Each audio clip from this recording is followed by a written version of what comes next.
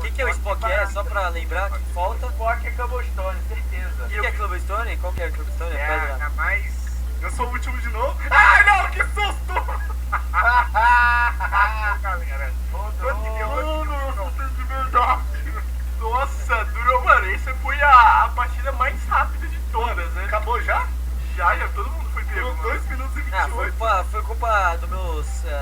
não deu pra... Não mesmo, cara, vai ser culpa. Troca. Vai ser pra atrasar o vídeo.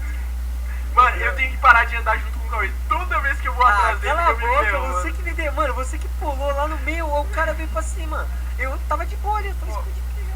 E aí só me viu porque eu me mexi, cara. Nossa, foguete na verdade. Mas, bom galera, vamos pra segunda rodada e vamos definir os blocos novamente. Todo mundo preparado pra segunda rodada. Jazz, eu vou ser o primeiro dessa vez a pegar o bloco. Então, dá sorte. Eu quero sair de Gravel, galera. Todo mundo agora cruza os dedos e coloca nos comentários hashtag vira Gravel. Porque, mano, Gravel é o melhor. Vai! Cobblestone, não! Gravel! Não!